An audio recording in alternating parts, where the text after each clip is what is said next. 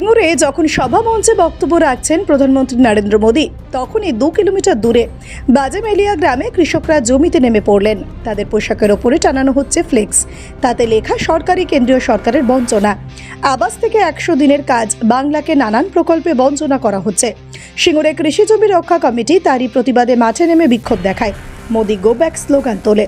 হাতে হাত ধরে মানববন্ধনের মাধ্যমে তারা প্রধানমন্ত্রী তথা বিজেপির উদ্দেশ্যে বার্তা দেয়, সিঙ্গুর শক্ত মাটি, এই মাটিতে আঁচড় কাটা সম্ভব নয়। সিঙ্গুরের এই মাটিতেই রাজনীতি শুরু হয়েছে বিধানসভা নির্বাচনের আগে। প্রধানমন্ত্রী সভায় তারই প্রতিফলন দেখা গেছে। আজ সকাল থেকে সিঙ্গুরের বাজেমেলিয়া, রতনপুর, খসেরভেরি, রূপনারায়ণপুর গ্রামে গো ব্যাক মোদি পোস্টার ছেয়ে যায়। আর বিকেলে বাজেমেলিয়া মাঠে বিক্ষোভ প্রতিবাদ সংগঠিত হয়। 100 দিনের কাজ, জল জীবন মিশন, আবাসনের টাকা সব বন্ধ করে দিয়েছে। সিঙ্গুর ব্লক তৃণমূল কংগ্রেসের সভাপতি আনন্দমোহন ঘোষ বলেন, প্রধানমন্ত্রী জুমলাবাজ, খালি মিথ্যে প্রতিশ্রুতি দেন। ডাবল ইঞ্জিন সরকার এলে কাজ করবেন বলেছেন, কিন্তু আদৌ কিছু করবেন না। যে 100 দিনের কাজ বন্ধ করেছেন কেন, এবং গরিব মানুষের পেটে লাথি মারার পরও আপনি এই যে সিঙ্গুরে এসেছেন, সিঙ্গুরের মাটিতে এসেছেন, আপনি কি জবাব দেবেন? এটাই আমাদের জানানো। এবং বিভিন্ন কেন্দ্রীয় যে টাকা, যে ম্যাচিং গ্যান, যেটা কেন্দ্র রাজ্য সম্পর্ক, যে ফেডারেল স্ট্রাকচারে যে ম্যাচিং গ্যান, সেই টাকা হচ্ছে জল মিশন, আবাসের টাকা, 100 দিনের কাজের টাকা, যে বাকি আছে সেই বকেয়া টাকা এবং সড়ক যোজনার টাকা। এই টাকা যে পশ্চিমবঙ্গকে অন্যায়ভাবে বঞ্চনা করেছে এবং আর্থিক অবরোধ করছে, সেই অবরোধের বিরুদ্ধেও, আর্থিক অবরোধের বিরুদ্ধেও আমাদের আজকে এই কৃষি জমি রক্ষা কমিটির আহ্বানে কৃষক ক্ষেতমজুরদের আজকে প্রতিবাদ। আদালত বলার পরও 100 দিনের টাকা দিচ্ছে না। 100 দিনে কোনো তো আইন মানেনি না। আমাদের কেন্দ্রের যে সরকার আছে, এরা আইন মানেন না। সুতরাং কী বলবো, আজকে এখানে দেখবেন, আপনারা জানেন, যেখানে সভা করছে, সেখানে যে একটা সভা করতে গেলে যে চাষির জমিতে করছে, চাষের জমিতে করছে, তার যে একটা এনওসি নিতে, নো অবজেকশন সার্টিফিকেট নিতে হবে, সেটা কিন্তু এরা এখনও পর্যন্ত নেয়নি।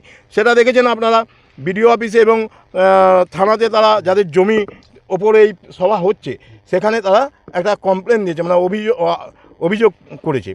তাহলে এর পরেও কি বলবো আমরা, যে উনি আইন মানেন? বিজেপির লোকজন শিল্পের কথা বলছে, শিল্পের কথা বলছে, কি বলবো? আপনারও প্রধানমন্ত্রী, তাহলে কেন বিক্ষোভ বা কেন প্রতিবাদ?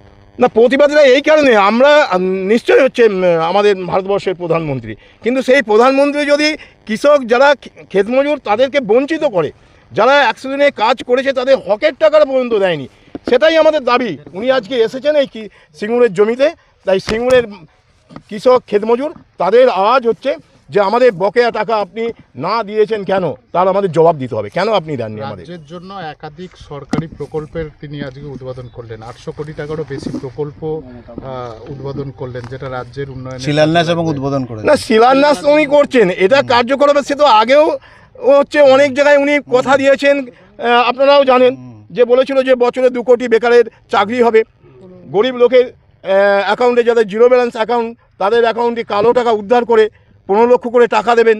উনি তো কোনোই করেনি। সবকা সাথ সবকা বিকাশ, ওনার যে আওয়াজ, সেই আওয়াজ তো সবকা সাথ উনি নেই এবং সবার বিকাশও হয়নি। তাহলে আমরা এটা ধরে নেব যে উনি এই সামনে 26-এ বিধানসভা নির্বাচন আছে, সেই বিধানসভা নির্বাচনের আগে আর একটা বড় ধাপ্পা দেওয়ার জন্যই সিঙ্গুরে এসছেন। আমার নাম আনন্দমোহন ঘোষ। একদিকে সভা চলছে, এখনো চলছে, আর আপনাদেরকে বিক্ষোভ, এই সময়টাকে বেছে নিলেন কেন? না, উনি এখানে সভা করতে এসেছেন চাষিদের, যে ওনাকে তো আমরা পাবো না, তাই এখানের এই আওয়াজ আপনাদের মাধ্যমে ওনার কাছে যাবেন, এই জন্যই আমরা এই সময়টাকে বেছে নিয়েছি।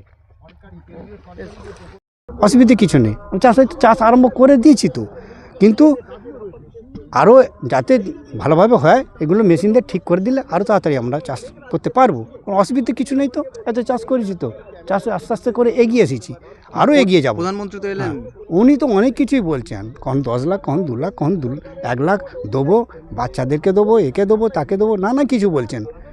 ওনার কথার একটা সত্যি আছে কি বলুন তো?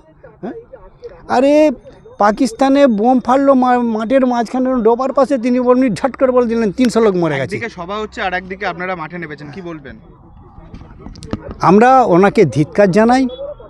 ওনার ওই বড় বড় কথাগুলো দেশের মানুষ শুনুক, আর শুনে নিজেরা বিচার করুক, বিচার করে সেই মতো তারা ভোট দেবেন। আমার এইটুকুন আবেদন। কি নাম আপনার? আমার নাম শ্যামাপদ খাঁড়া, বাজিমেলে গ্রামের বাড়ি। আমি এই বাজিমেল মাঠে দাঁড়িয়ে। সাবস্ক্রাইব করুন ডিএনএন বাংলা, ফলো করুন এক্স, ইনস্টাগ্রাম ও ফেসবুক পেজ ডিএনএন বাংলা। সবার মনে, সবার ফোনে।